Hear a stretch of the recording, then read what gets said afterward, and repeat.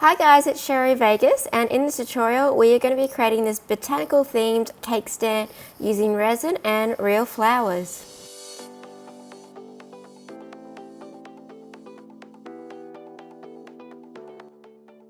The molds I'm using today are from Shattered Shapes, and I do have a discount code for them where if you use the discount code Aussie Sherry 10 you'll get 10% off her Etsy store. And these come in a set of 3, so you can do the 3-tiered cake stand.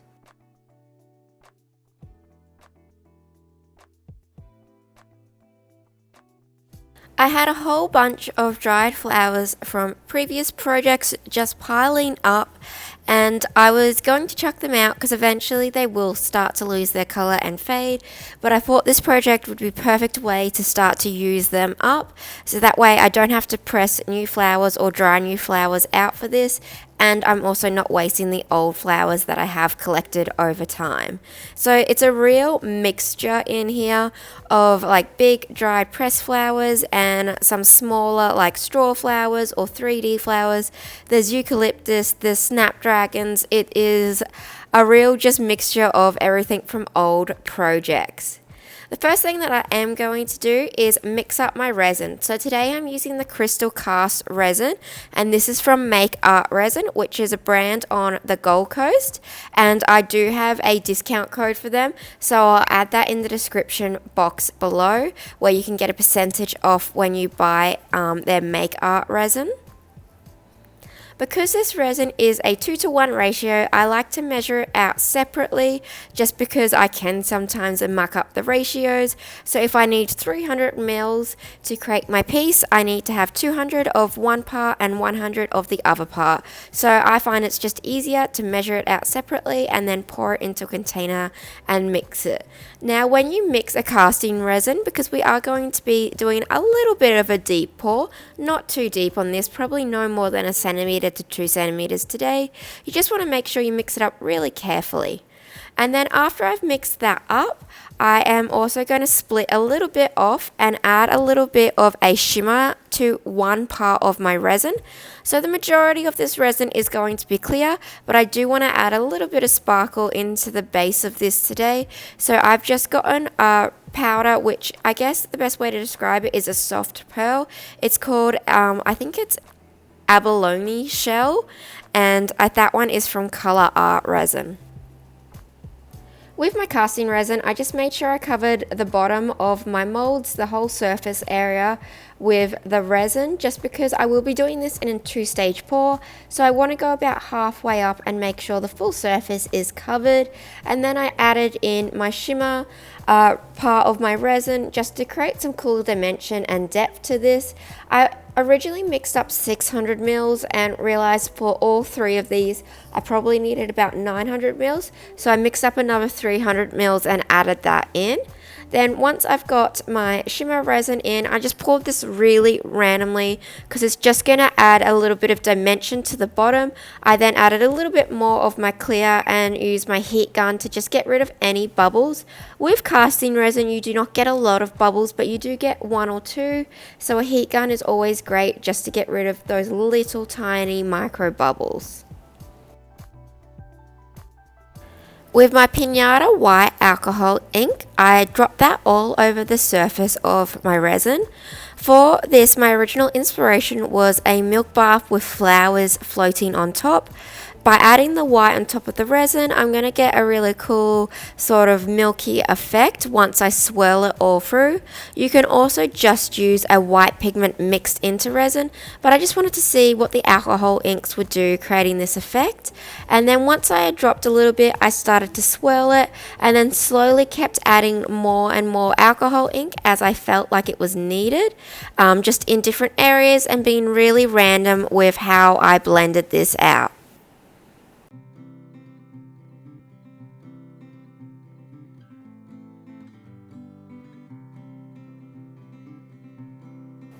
Once I was happy with how my white alcohol ink was looking in the resin, creating that milk bath effect, it was time to start adding in my flowers, and I'm using like leaves and petals and whole flowers and half flowers. I didn't really have any sort of pattern in mind or any color combination. I was just kind of picking the best flowers out of all the ones that I had stored away, and just going for it. This was very, very random. No like color combination or pattern whatsoever with this. I just wanted it to be super random and also to use up all the leftover pieces that I had.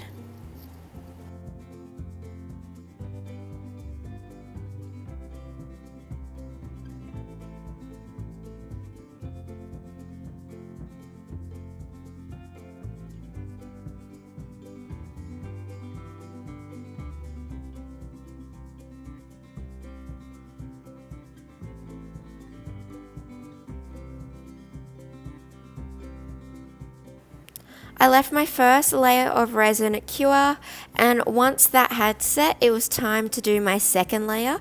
The reason why I am doing this in 2 layers is so the resin from the first layer holds the flowers down, so then when I pour the second layer, none of them are going to float up to the surface. If I was to do this in one big pour, you would find all your flowers would float around and come up to the surface and poke out, which is definitely not what you want. So you need to let it cure. I think I left it for 5 hours. It's really hot here at the moment, so that was tons of time for it to start to set. And then I did my second coat, which is going to encase all the flowers into the resin. Okay guys, so it is the next day and it is time to demold these. I'm really excited to see what these look like. So this is the base one. That's what it looks like on the back, which I guess could also be like the top if you wanted to and do it like this, but because I designed it to obviously have the flowers being seen, I'm going to do it like this way, like face up.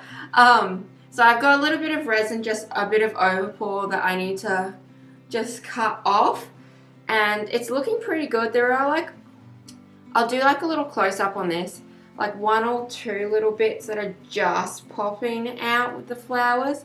So I'm gonna get these ready and do a top coat on them, just to cover those areas. But let's pull out the other 2.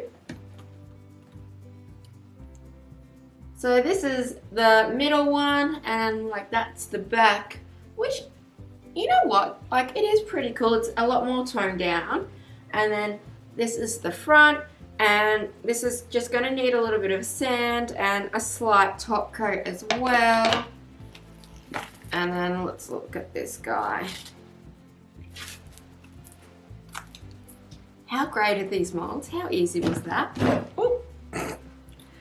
Okay, so this is the smallest part, which is going to be the top tier, and yeah, this will need a top coat as well. So I'm going to top coat all of these now. And then I'm going to wait a few days so that way the resin can like really, it does cure within 24 hours, but I want to make sure it's like really hardened, because there are different processing times of resin depending on, you know, you've got your gelling point where it stops being a liquid, and then you've got your curing time, and then you've also got your hardening time, which a lot of people don't talk about. And when you read the instructions, it can actually be like a week to 10 days before they recommend sanding or doing anything like that to it.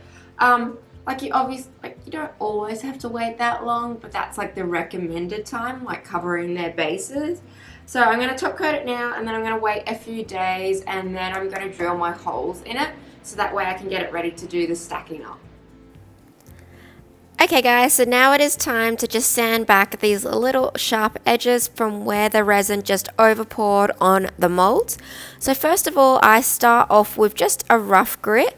Now you could be using a Dremel or a sander if you wanted to use power tools, but there honestly wasn't a lot to sand off, so I just decided to hand sand it.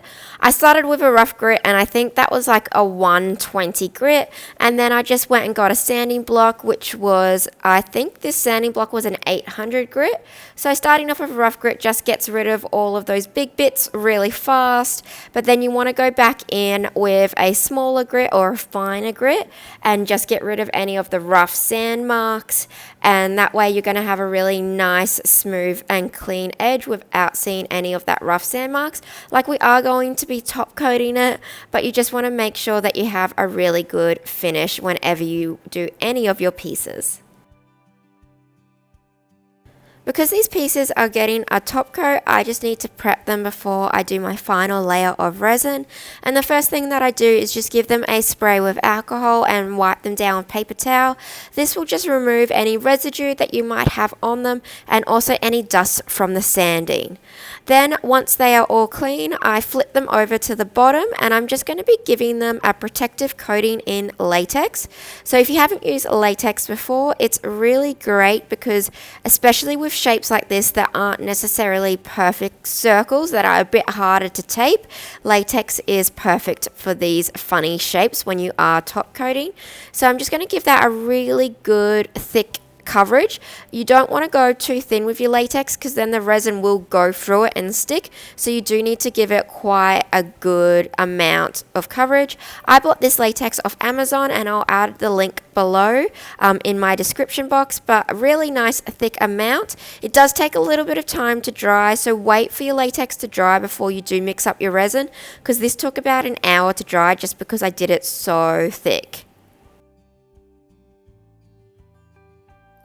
I flipped my pieces back over to the upside once my latex had dried, and then I mixed up my top coat.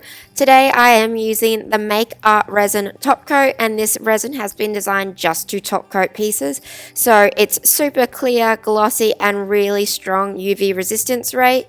So I highly recommend this, and I do have a discount code which I will add below in the description box. So if you want to buy some Make Art resin, definitely go and check them out. I do really recommend them. I really enjoy their resin products. And I just gave that a little bit of a going over with my heat gun just to make sure I have no bubbles in my top coat. So I am back and I have done the top coat on these guys and I've gotten a beautiful finish to that. I used the Make Art Resin Top Coat. I've still got the liquid latex on this side which I haven't pulled off yet, so that's going to take off all the drips when I do. Now it's time to drill the holes. So I'm going to start off with a smaller size, and then once I've got that through, I'm going to do my next size up, which should fit my pieces through perfectly to get my 3-tier effect. And I'm going to leave my latex on just so the bottom doesn't get damaged when I put it down onto my tabletop. So it's pretty easy to drill into resin as long as you've got some nice sharp drill bits. Definitely do not want to use anything that's blunt, so really sharp ones work great because you don't want to use something blunt and then have to force it through the resin, which could end up melting it. I started off with a really small drill bit, like a pilot hole, and then I swapped up to the right size. This just makes it easier to drill through, and I'm also drilling onto an old bit of wood so that way I wouldn't damage my tabletop. So this is just an old piece of wood, and then I drilled into my second hole. I did make a mistake with drilling, which you're about to see really soon. So I've just discovered what I thought was a genius idea of doing it with the latex on to protect this side from it getting scratched on the table when I drilled. It is maybe not such a genius idea, as the latex wrapped all the way around my drill bit. So now I've got to undo my drill bit and get it out this way. So best to take the latex off if you don't want that to happen. So here I am changing up my plan and pulling off all of the latex before I go and drill my next two pieces. But you can see that the latex is pulling off all of those resin drips that I had from my top coat at the same time. And I didn't end up getting any damage to the bottom of it when I did drill because I was really careful. And then I just repeated that process and drilled through and got the perfect size hole for my cake stand parts.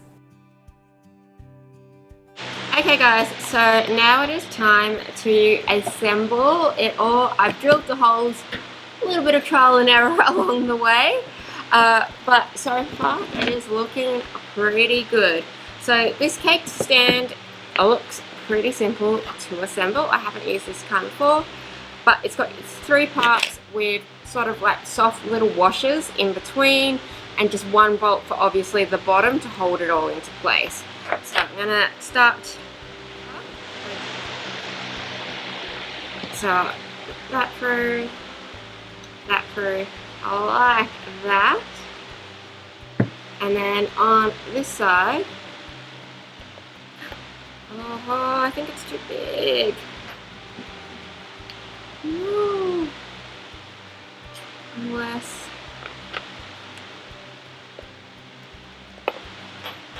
I've made them too thick. Okay guys, so mistakes were made. I think I have figured a solution out for this.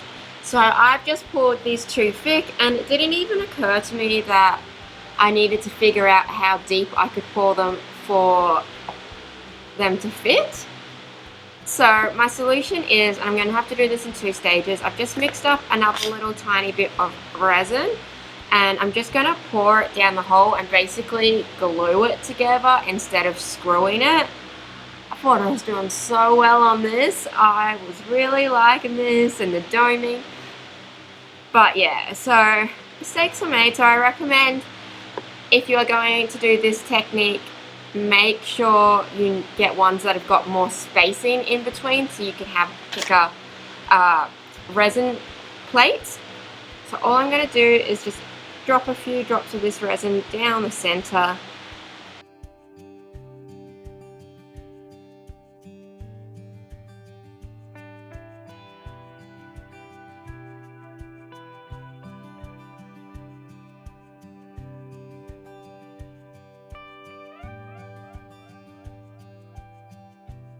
Okay guys, so success. After all of that trial and error and mistakes, I finally have finished.